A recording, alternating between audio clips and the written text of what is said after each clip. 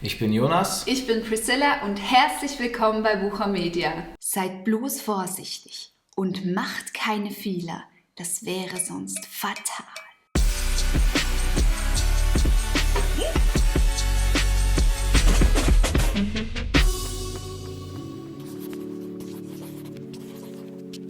Schon in der Schule lernen wir, vermeidet Fehler. Aber stimmt das überhaupt? Die Frage ist nicht, ob ihr Fehler machen werdet. Die Frage ist, wann ihr sie macht und ob ihr sie zu eurem Vorteil nutzen werdet. So, und nun Jonas, du hast ja 3 Riesenpatzer vorbereitet heute für uns. Ja, ich nehme euch ein bisschen mit rein in die dunklen Kapitel meiner Karriere. Das erste, was du vorbereitet hast für uns, ist das First-Time-Fiasko.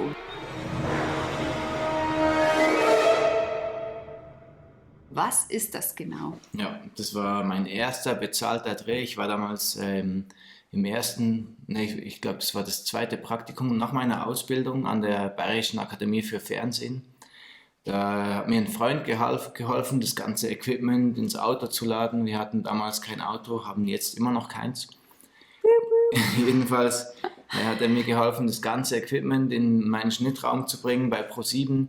Ich habe da gearbeitet den ganzen Tag über. Am Abend habe ich dann alles in ein Taxi gehievt und bin zum Kunden gefahren, alles aufgebaut und habe dann mit den Geschäftsführern und Partnern dieser Firma so Aufsager gedreht.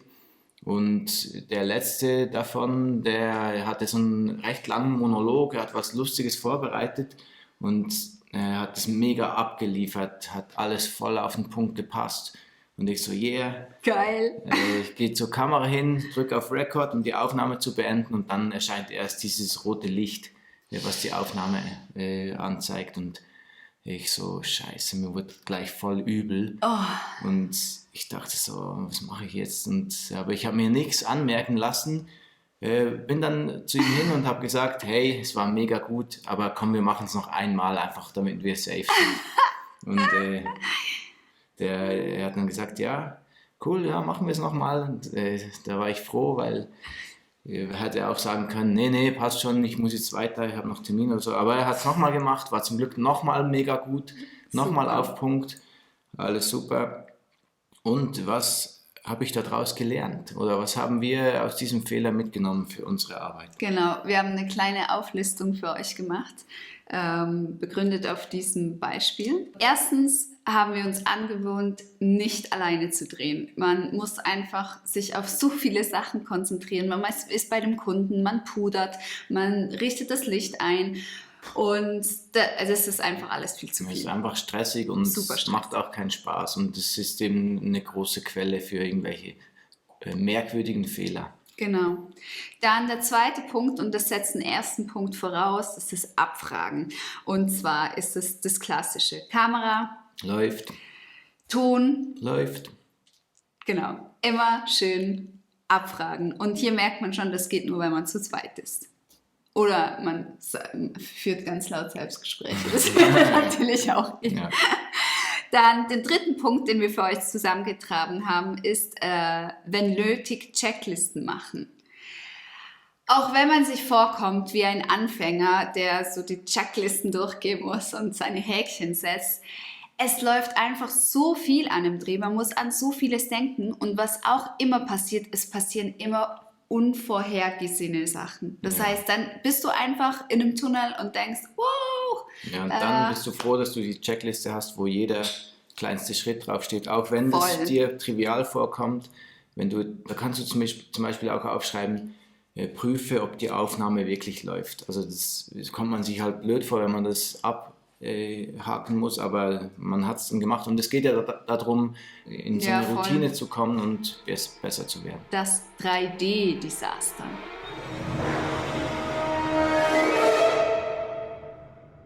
Die Aufgabe war, einen kurzen Clip in 3D zu drehen, aber mit dem alten System, mit diesen Farbfiltern, kennt ihr bestimmt noch von früher, mit diesem blauen und grünen Filter.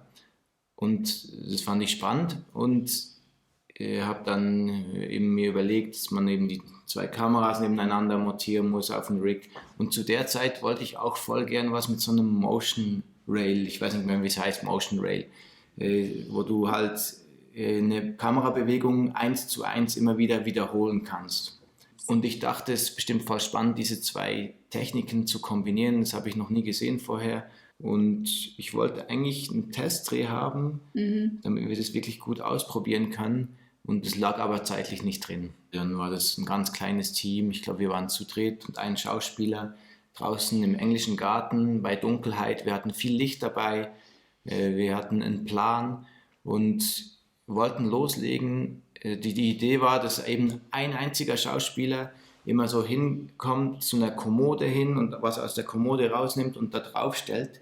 Und der Witz war eben mit diesem Bewegungssystem, dass dieser eine Schauspieler halt 6-mal erscheint gleichzeitig, während sich die Kamera von links nach rechts bewegt. Ja, coole Idee. Und das hat auch in unseren Köpfen super geklappt, aber es kam dann anders. Wir haben dann, wo wir bereit waren, hat dann der Schauspieler gefragt, wo denn der Schlüssel sei für die Kommode, damit er da überhaupt was rausnehmen kann.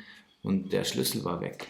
Wir wussten nicht, wo der scheiß Schlüssel Irgendwo ist. auf der Strecke irgendwo im englischen Garten. Ja, zwischen Auto und Drehlocation muss der Schlüssel irgendwann abhanden gekommen sein, weil im Auto steckte er noch im Schloss von der Kommode. Also jeder hat sich ein Licht geschnappt und den Boden abgesucht nach diesem Schlüssel. Wir haben ihn nicht gefunden. Nightmare. Also wir mussten aber drehen, weil der Zeitplan war schon voll am Arsch. Das heißt, neue Idee, der tut halt nichts aus der Kommode rausnehmen, der kommt halt nur her zur Kommode und stellt sich in verschiedenen Posen daneben oder davor. Okay. Und das haben wir dann gemacht. Dann kam ein Sturm auf, die Lichter wurden immer runtergeschlagen. Wir mussten dann irgendwie schauen, dass wir einen Take hinkriegen, wo die Lichter halt stehen bleiben. Und das nächste war dann, dass man plötzlich gesehen hat mit bloßem Auge, dass das Bild dunkler wurde. Die Akkus waren nämlich schon am Abnehmen, weil wir die ganze Zeit diesen Schlüssel gesucht haben mit dem Licht. Wir haben es irgendwie hingekriegt, dachte dann, das Fix it in Post ist immer der beste Satz, den man auf einem Dreh sagen kann. Dann war plötzlich der Akku von diesem Bewegungssystem auch leer. Der war gerade noch auf 50%, jetzt war er plötzlich leer. Also habe ich den letzten Take von Hand quasi gekurbelt, da war noch so eine Kurbel dran. Ich wusste jetzt, wie schnell die Bewegung geht, von rechts nach links oder links nach rechts, und habe dann das von Hand gekurbelt. So, fertig, alles im Kasten, ab in die Post, und das war die Hölle. Also man musste die Helligkeiten angleichen. Das musste ja alles, müsst ihr euch vorstellen, wie ein Single-Shot aussehen. Also wir haben das zwar 6-mal gedreht, aber am Ende ist es einfach eine Einstellung, wo man quasi einfach maskiert den Schauspieler und die Kommode. Da waren dann halt 6 Kommoden nebeneinander und der Schauspieler, der halt auf 6 verschiedenen Wegen zu dieser Kommode hingeht und sich daneben postiert oder davor. Und an sich hat das alles gut geklappt, aber es war halt ein mega Pain in the Ass, weil die Helligkeiten unterschiedlich waren und der letzte Take war natürlich nicht gleich lang wie die anderen, weil der war viel länger, weil ich nicht genau gekurbelt habe. Und was das Schlimme war, ich konnte diese Produktion nicht irgendwie retten, indem ich irgendwie geil schneide oder so, weil ich habe mich jeder Rettungsmaßnahme beraubt, dadurch, dass es eben wirklich so ein Take ist ohne Schnitt. Ja. Das war ein Reinfall. Vorher konnte ich immer, während dem Dreh konnte ich mir immer sagen, bis jetzt hat es immer noch geklappt. Wir haben noch nie irgendwas verkackt. So richtig. Und danach war das nicht mehr der Fall. Das war dann wirklich das 3D-Desaster. Das 3D-Desaster. Es kam noch dazu, dass es überhaupt nicht funktioniert hat mit dem 3D, weil das alles viel zu weitwinklig war. Es gab gar nicht diesen Effekt. Also der Testdreh hätte das gezeigt, aber wir hatten keinen Testdreh. Genau, und da kommen wir schon dazu, was sind unsere Learnings. Da haben wir euch auch wieder 3 Punkte zusammengetragen. Der erste Punkt ist, probiert nur eine neue Sache aus. Wenn du eine neue Sache ausprobierst, konzentrier dich voll drauf. Nur auf diese Sache. Genau, also nicht 3D plus dieses Bewegungssystem. Also genau. Das waren halt 2 Sachen, die wir noch nie gemacht haben, gleichzeitig. Voll. Dann zweitens, wenn du das Gefühl hast, du brauchst einen Testdreh, dann brauchst du einen Testdreh. Und dann gibt es einfach keine Ausreden dafür, auch nicht vom Team. Da muss man ein anderes Team zusammenstellen.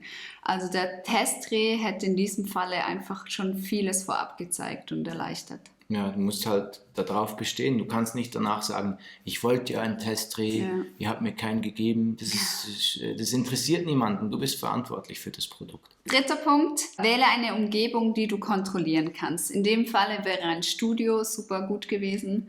Warum kam es nicht zu einem Studiodreh? Ja, ich war einfach in der Vorbereitung, dachte ich wollte es mir einfach machen. Ich wollte kein Studio organisieren. Ich dachte, wir drehen einfach draußen, da muss ich nichts organisieren, alles passt. Es war ein bisschen, wahrscheinlich war ich auch ein bisschen faul. Und es lag auch daran, dass Priscilla an dem Projekt nicht beteiligt war. Genau, das wäre der vierte Punkt, nie ohne Priscilla arbeiten. Genau, dann hast du uns noch ein Fail-Beispiel mitgebracht, und Ja. zwar der Regionalreinfall.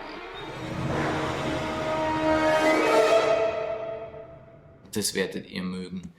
Das war bei Coole meinem Geschichte. ersten Praktikum, da musste ich auch ab und zu bei einem Regionalableger, also eine Fernsehsendung, da unterstützen als Praktikant. Das war ein ganz normaler, ganz einfacher Praktikumsjob. Ich war so neben einer Kreuzschiene gesessen und musste zum Beispiel ein Satellitensignal reinholen oder irgendwelches Material irgendwo hinschicken nach Berlin oder in den Sender, in den Hauptsender. Und da müsst ihr wissen, es gibt nur eine Leitung, die rein oder raus geht. Also man stellt die ein und dann ist die belegt. Und das war auch manchmal recht stressig dort natürlich, weil es eine Live-Sendung war. Da war manchmal viel los. Und es war an dem Tag so, dass ein Redakteur reinkam, gerade recht kurzfristig noch. Der hat den ganzen Tag gedreht, hat sich schon gefreut, weil er geiles Material hatte. Und ging direkt zum Cutter, die haben den Beitrag geschnitten und die Zeit war so knapp, dass als der Sprecher reinkam, sie gesagt haben, sie machen keine Sprachaufnahme, er soll dann einfach live auf den Beitrag sprechen, wenn der quasi on air geht. Und das war auch so, dass der Beitrag von der Timeline aus dem Avid on air geht. Das fand ich mega aufregend, das wusste ich gar nicht, dass sie das manchmal so machen. Jedenfalls ich hatte auch recht viel zu tun und musste noch Rohmaterial nach Berlin schicken. Und dachte, okay, ich warte einfach, bis die den Beitrag gesendet haben on air, dann kann ich mein Rohmaterial nach Berlin schicken. Weil die brauchen das auch recht dringend für ihre Live-Sendung, die ein bisschen später lief als unsere. Irgendwann kam dann jemand rein und hat eben die Kreuzschiene umgestellt auf den Avid nebendran und dann lief der Beitrag über den Kontrollmonitor bei mir. Alles gut. Hat alles geklappt mit der Sprachaufnahme, also mit der Aufnahme auch von dem Sprecher. Ich habe dann direkt, weil ich langsam in Zeitdruck geraten bin, direkt umgestellt und mein Rohmaterial nach Berlin gesendet. Auch alles gut. Und plötzlich kommt jemand rein und sagt, was tust du denn eigentlich? Die Live-Sendung, in der Live-Sendung war mein Rohmaterial zu sehen plötzlich. Und die Regie musste dann kurzerhand umschneiden auf den Moderator, der stand dann da und hat die nächste Matze anmoderiert. Sowas ist noch nie passiert da. Und schuld war der Praktikant.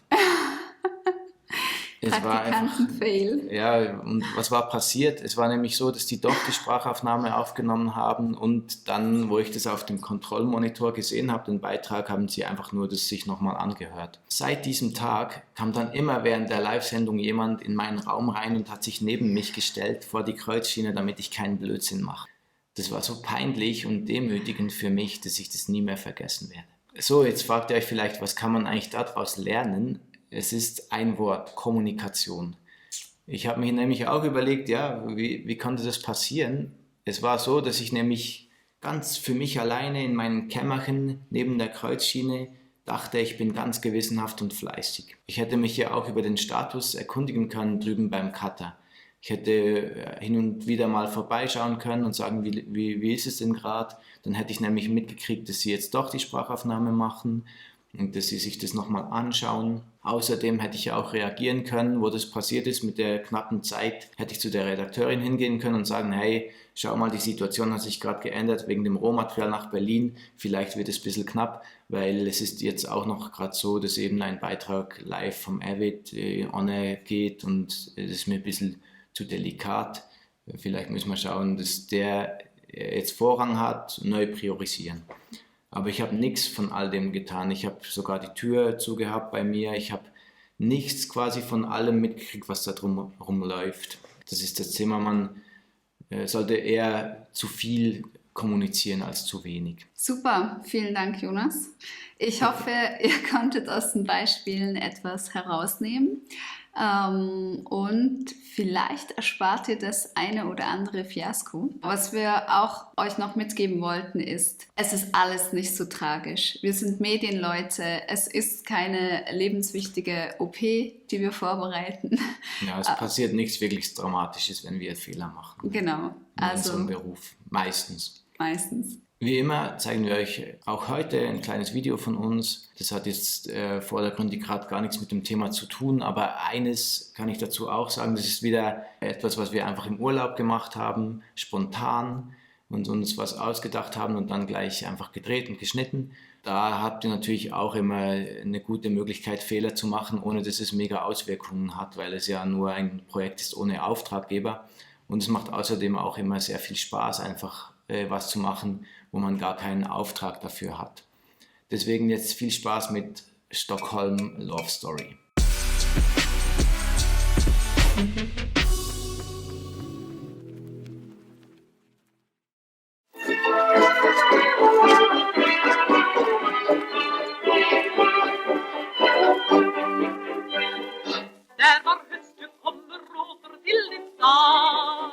Ifrån gubben Höstermans chateau och på nytt du tar din Sandbäckspromenad så vet jag att du tänker tyst som så. Stockholm blir Stockholm, staden som får. Stockholm blir Stockholm, ett Nordens Venedig. Vad gör om himlen jämt är blå? Stockholm blir Stockholm för evigt ändå.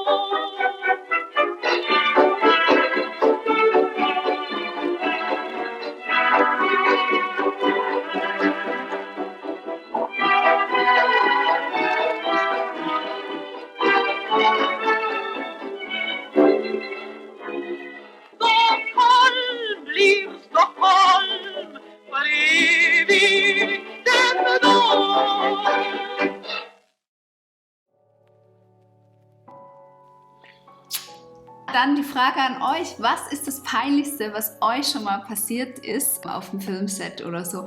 Dann schreibt es unten in die Kommentare, damit wir auch ein bisschen was zu lachen haben.